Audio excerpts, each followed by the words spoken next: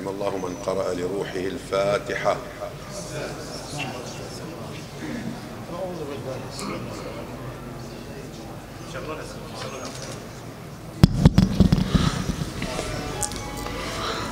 بسم الله الرحمن الرحيم. الحمد لله رب العالمين مالك يوم الدين. إياك نعبد وإياك نستعين. الصراط المستقيم صراط الذين أنعمت عليهم غير المغضوب عليهم ولا الضالين. لا حول ولا قوة إلا بالله العلي العظيم. إنا لله وإنا إليه راجعون.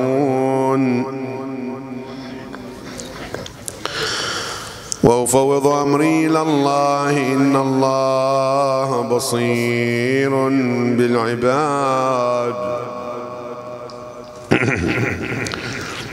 صلى الله عليك يا رسول الله وعلى أهل بيتك المعصومين.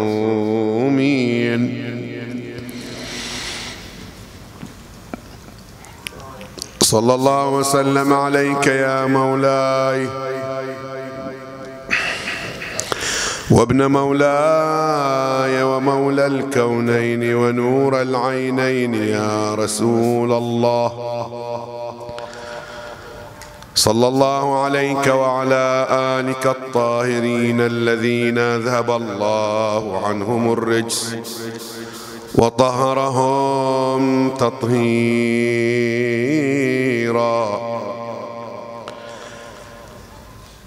السلام عليك يا أبا عبد الله.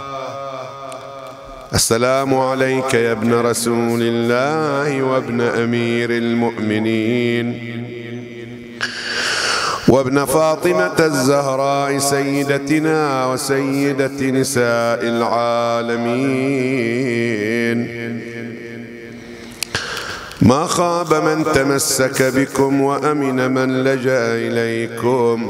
يا ليتنا كنا معكم فنفوز فوزا عظيما. ذاك المنى لو أن ذلك يحصل يا غريب يا مظلوم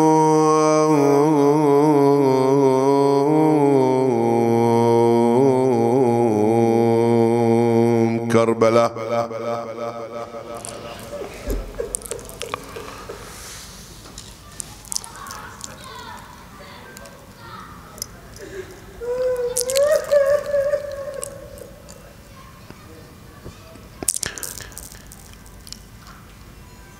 ومن ينظر الدنيا بعين بصيرة يجدها أغاليطا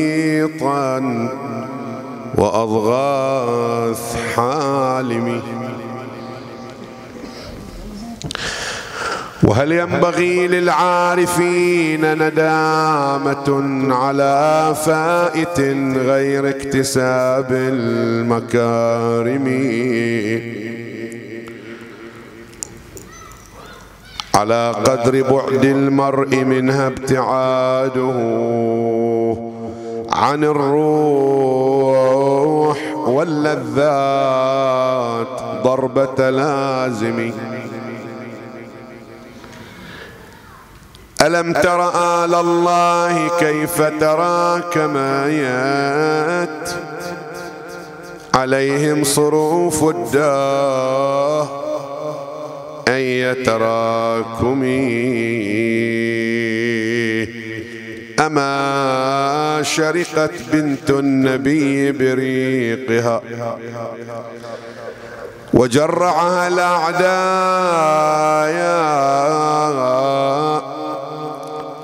طعم العلاقم.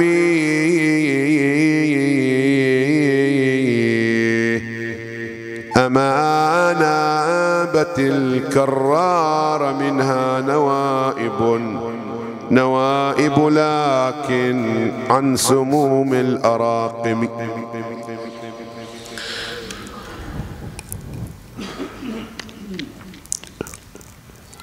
وفي رزء الحسين بكربلاء كروب لا يخلصها مقال.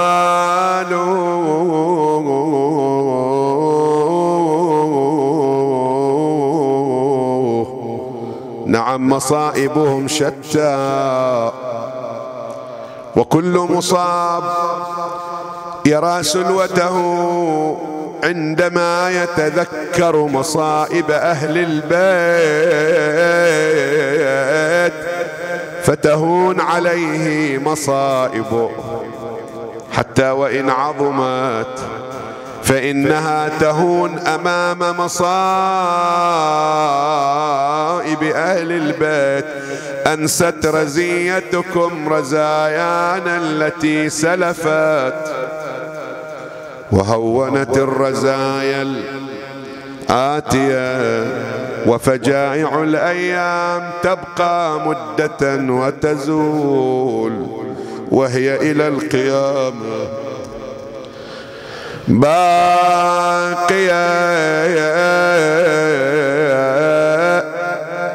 ضروري باقية، لأن حتى ما نملك أنفسنا أمام مصائبهم.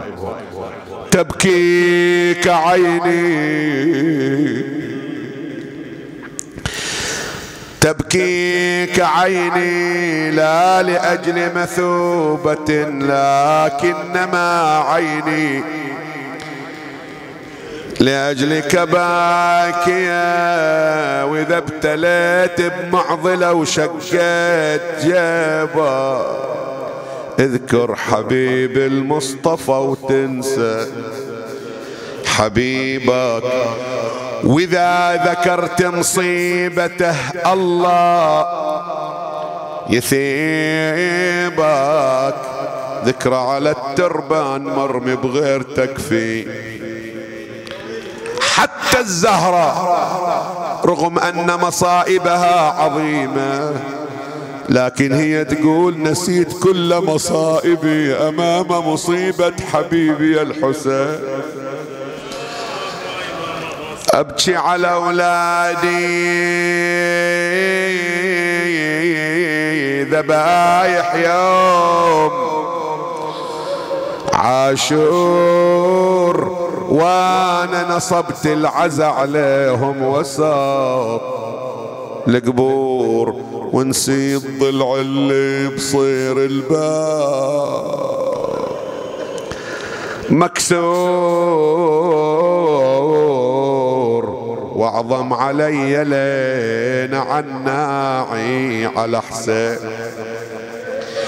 يا حسين يا ابني هيجت حزني علي، لجلك بقبري لابسه ثياب الرزية. أبكي عليكم يا ضحايا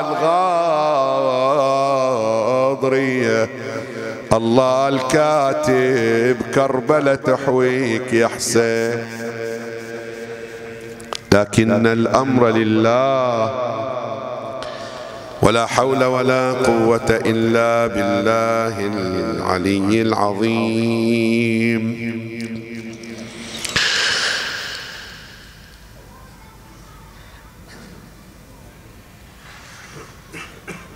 بسم الله الرحمن الرحيم.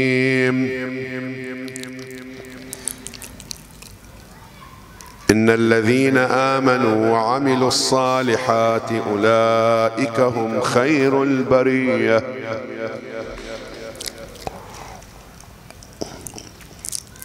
آمنوا وعملوا الصالحات، وبذلك تتكامل شخصية الإنسان المسلم. وإلا مسلم من غير عمل لا يمكن أن يقال بأنه مؤمن بكمال الإيمان وتمام الإيمان، فإن العمل مصداق وتصديق. العمل تصديق للعقيدة، وبالتالي النتيجة أولئك هم خير البرية. وكل عمل يقومون به هو تصديق لإيمانهم. لا أريد أن أتحدث حول الآية، وإنما جعلتها رأس لمجلسنا وبداية وبركة. نتبارك بهذه الآية. وفقيدنا الغالي أبو محمد حاج حسن، أعتقد أنه يعني ممن ينطبق عليه اسم الإيمان واسم العمل، ويصدق عليه إيمان وعمل. طبعا كل واحد بمقداره، كل واحد بحجمه. الإيمان قاعدة وأساس، والعمل انطلاق في هذه الحياة تصديقا لهذا الأساس وبناء على ذلك الأساس. لهذا فإحنا نلاحظ أمامنا شخصية كانت في تكامل مدة حياتها، على الأقل في الفترة التي أنا رأيته فيها إلى أن فارق الحياة، وأنتم طبعا أخبر به مني، خصوصا الآباء الذين هم زملاؤه في هذه الحياة وأقرانه. عرف عنه كما تعلمون إيمانه وصدق عقيدته، وعرف عنه عمله بمقدار ما. أذكر بعض الأعمال التي عرف بها. أولا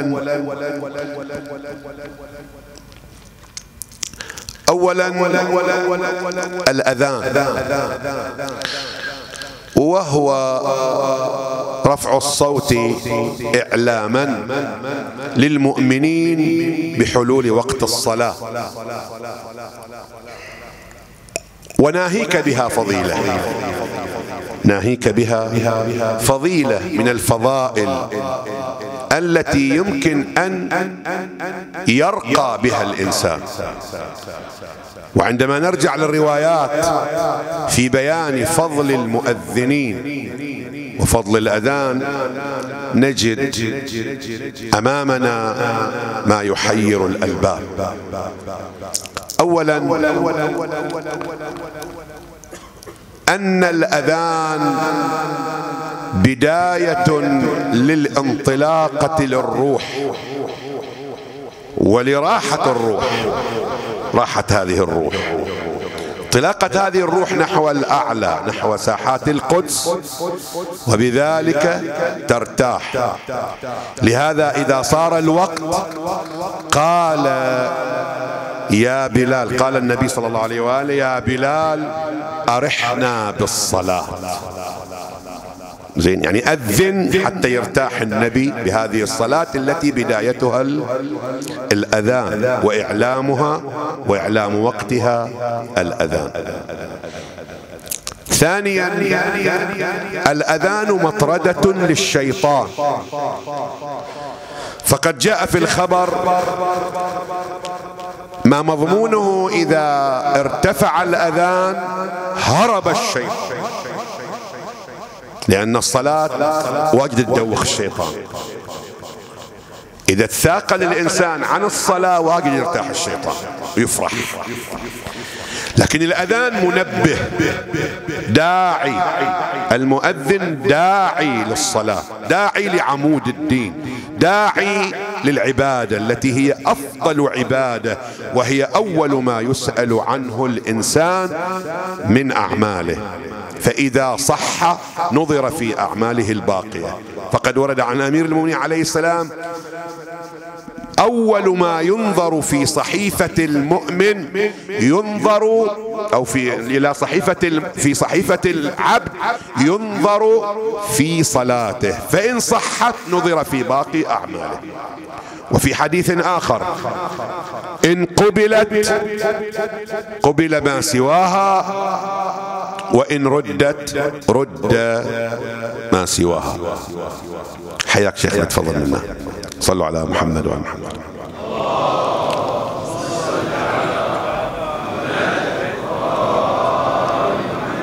حياك هنا ويا المشايخ. تفضل.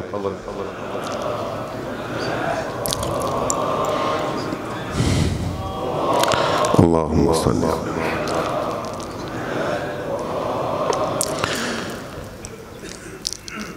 إذا فالمؤذنون دعاة لأكبر عبادة وأعظم عبادة وهي الصلاة. أيضا أن المؤذن له كما في الرواية عنهم عليهم السلام عن كل مصل صلى بصلاته، كل واحد مصلي يصلي بأذان هذا المؤذن له، يعني المؤذن حسنة. شوف ايش كثر الآن مثلا لما يأذن حجي حسن الله يرحمه، الكل شوفه يبادر للصلاة. كل من بادر للصلاة بسبب أذان الحاج حسن باعتبار أنه الداعي لها والمذكر بها له حسنة بعدد من حسنات، عن كل واحد حسنة بعدد من صلى بأذانه. أيضا في الحديث يغفر للمؤذن مد البصر، مد بصره وسمعه، إذا فتح عيونه أو إذا سمع شيئا. هو هذا المؤذن بمجرد أن يؤذن وين ما يوصل هذا الأذان والناس تسمعه أو تراه وهو يؤذن أو هو يرى بمقدار ما ينظر في المكان المفتوح فيرى، ينظر فيفتح عينه ويرى. يقول يغفر إليه بمقدار سمعه وبصره. وفي رواية أنه يغفر له بمقدار ما يصل صوته، وين ما يوصل. بعض الناس يسأل حتى لو بالسماعة، حتى لو بالسماعة تبغي تبخل الله، يعني تبغي تبخل الله ولو الله غفر إليه بمقدار صلة وصول صوته بالسماعة. الله كريم، والله سبحانه وتعالى لا يلاحي في الثمن، زين، وكرمه ليس له حدود. هاي بعد حالة من التطور، زين، السماعة شيء من التطور ونحن يعني أخذنا بها